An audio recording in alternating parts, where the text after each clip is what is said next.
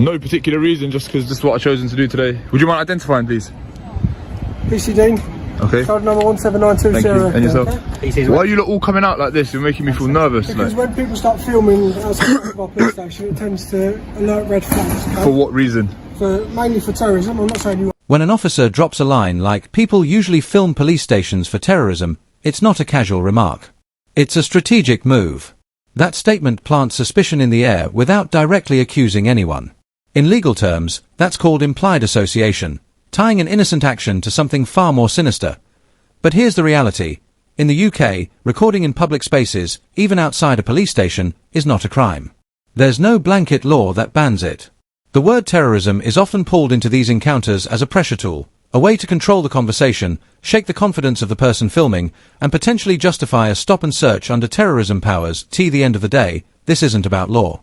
It's about leverage, and the more people understand that, the less power those tactics hold. Okay? But mainly because the majority of people come around, they like to film our cars, know what our registrations are, know what our police officers look like. What? Okay. No procedures for getting in and out of the building safely and securely, so that in that way they can potentially perform a terrorist attack, okay, and have it all on recording. So that's why we come down and we like to check to make sure why they are. So you asked me to identify myself. Yeah, I'm not going to identify, no. No. Why is that? I'm not required to, I'm not committing any offence. You're not required to because you're not committing any offence? Yeah, absolutely. However, you are in a public place. Absolutely, okay? Exactly. So under Section 50 of the Police Reform Act, okay, you could be required to identify yourself with name and address, or you could be arrested, okay, if your behaviour is believed to be antisocial. The officer then shifts gears and brings up Section 50 of the Police Reform Act 2002. Now, this law does allow police to demand your name and address, but only under very specific conditions. They have to genuinely believe you're involved in antisocial behaviour, and antisocial behaviour isn't just standing around with a camera. Legally, it means actions likely to cause harassment, alarm, or distress to the public. Filming by itself doesn't meet that standard. It's entirely lawful unless your behaviour crosses into actually bothering or endangering others, so, when Section 50 gets dropped in situations like this, it often feels less like proper law enforcement and more like a bluff, an attempt to pressure someone into handing over personal details without solid grounds. And that's where the problem lies. Because when authority gets stretched beyond what the law allows, it doesn't just confuse the public, it edges into misuse of power. Is that the route we're going to go down? I'm not going to give you my name. I'm not going to give you my name. I wouldn't suggest using the Section 50 power.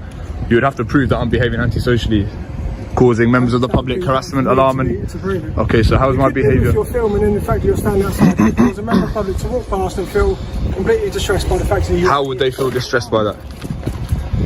Am I engaging anyone else? I'm just here filming you. You walk past... what are we doing? And are you going to nick me now, are you? What I'm going to ask you to move on, sir. I'm not going to move on. I'm in a public place. At the moment, you're not in a public place, sir. This is cast as a private place. Nah, it's not. Now, let's talk about public space. Public land usually covers roads, sidewalks, pavements, and footpaths, basically anywhere the public can walk freely without restriction. Ownership doesn't change that. Even if the land is technically owned by the police or the local council, if there are no fences, locked gates, or official signs keeping people out, the law still treats it as public space. That means the same legislation, whether it's the Public Order Act, Section 50, or any other law, applies here just like it would on any other public street. So if someone is standing on the pavement outside a police station with a camera, they are still on public ground. It doesn't matter who owns the bricks behind them. What matters is their right to be there. This is a pavement, mate. What are you talking about? I'll tell you what, sir, if you want to be in a private place or a public place, take a step on that pavement. No, I'm good here. I'm good here. So this is not a private place. How is this a private place? Look at where we are. Look. Just so the camera can pick it up, yeah? So if it... So there's your yellow lines. No. You're talking nonsense, mate. You're talking rubbish. There you are, mate. You're trying to flex jurisdiction. Let's just pack it in. Yes, you are. I will carry on filming. No, I'm not going to step there. So we've gone Section 50. So we've gone Section 50, and now we're talking about private land. What's next?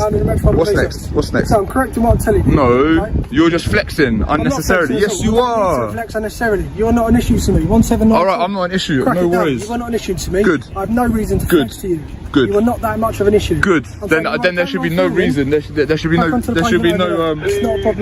concerns about me filming. Then if that's the case. Well, genuinely there is concerns. Well, you just said that I'm not an issue to you. You're not an issue for me to flex. That means I'm not bothered by you. You're not being high and mighty, okay? Okay. It's not about me, it's about you. This is about your ego, not about mine. It's not about Not about your. Yeah, of course it Your is. ego needs to be approved and swept and fucking stroked because you're standing. Did you just swear? Because yeah, I did just swear. So I'm you not just. in a public place. Of course you're in a public place. You just committed Section 5. I'm not in a public place. Hold This is on. private land. Dean, bruh. This is Pack it in, mate. Pack it in, mate. Public places over there. Pack it in, mate. Public Mate, places pack over it in there. right now. Don't swear again. We're all in a public place. This is all public. Private. This is all public. This is all publicly accessible. Show me where the boundary is that denotes public and yellow private. line. No, double yellow line doesn't denote private property. Dean, mate, you're digging yourself a hole. You're digging yourself a hole. You just swore. You started with Section 50. Then you're saying private property. Even if this was private property, it's a civil matter. This is publicly accessible. This isn't private property anyway. This is private land, sir. This is Mate, this has not been good. Mate, this ain't good. Okay. Why are you swearing? Can I swear? Can I use the F word? You can swear if you want, sir. So I can say fuck, yeah? Congratulations. Fuck. Yeah, no, I feel good, yeah. Just we're carrying through. We're going to pay. And you did swear in a public place. Private. This ain't private, mate. It's No, it's not. You're making yourself look ridiculous. Just go back inside, mate.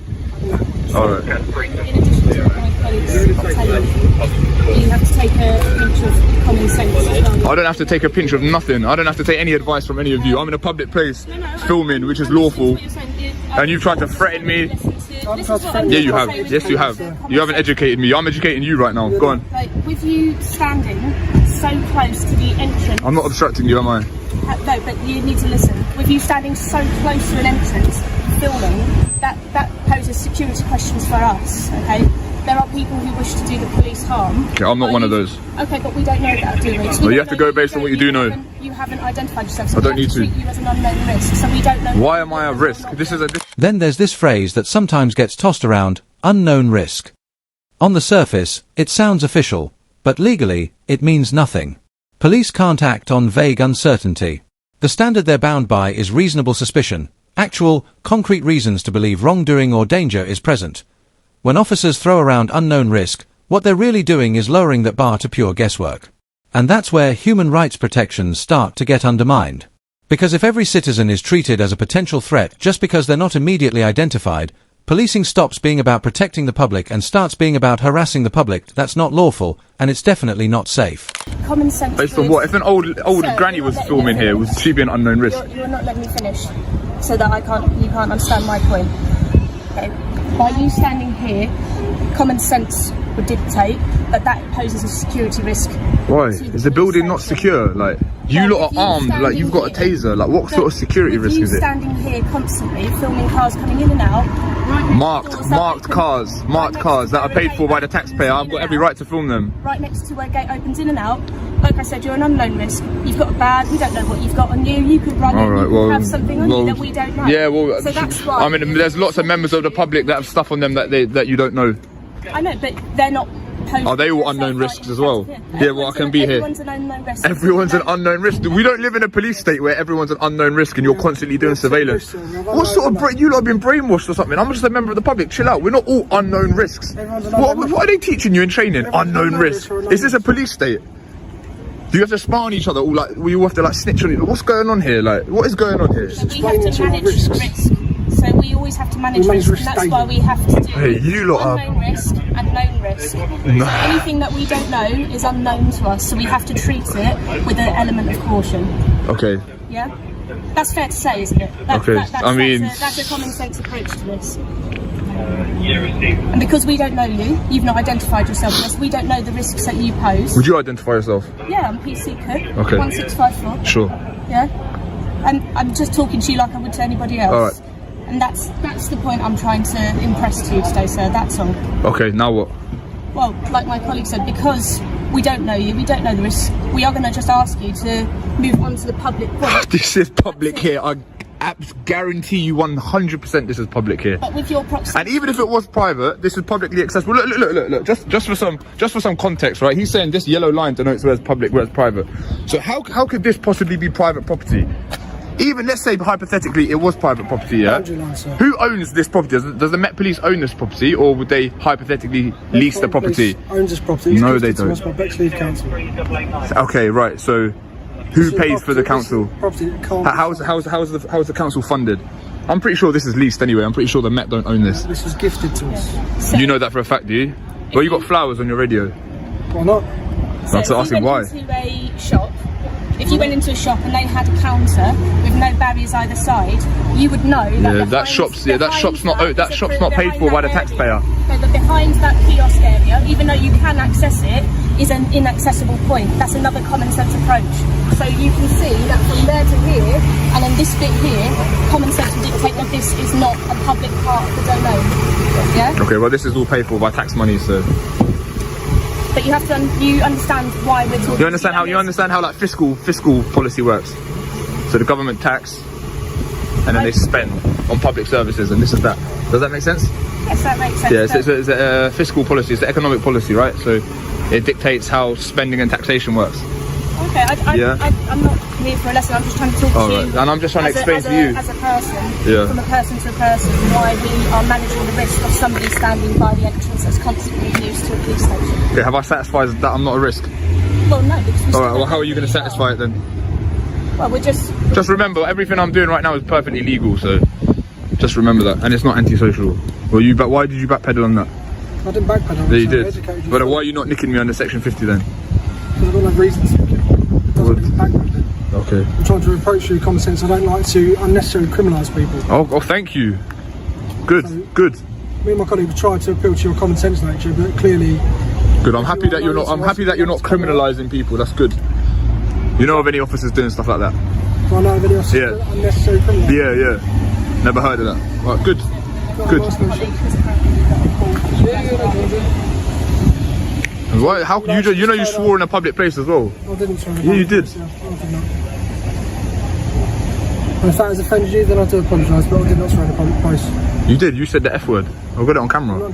I swore, but I'm not in a public place. All right. If you say so. Okay. Right, we done? Yeah, you go back your day. All right, you're dismissed. So, here's the bigger picture. In this video, the auditor was calmly filming outside a police station, a completely legal, protected activity in a public place. Despite that, officers leaned on laws like Section 50 to pressure him into giving his details, even though they had no lawful grounds. At one point, they even claimed the pavement wasn't public land and treated his camera like a potential weapon. None of that holds up under legal scrutiny. Through it all, the auditor stayed composed, while the officers slipped into threats, unprofessional language, and outright overreach. What we saw here wasn't lawful policing, it was misuse of authority meant to intimidate someone for exercising their rights. And that's exactly why knowing the law matters. If you don't know your rights, you risk being pressured into surrendering them. Thanks for watching. Make sure to like, comment, and subscribe if you want more breakdowns of police powers, legal rights, and real-world encounters like this.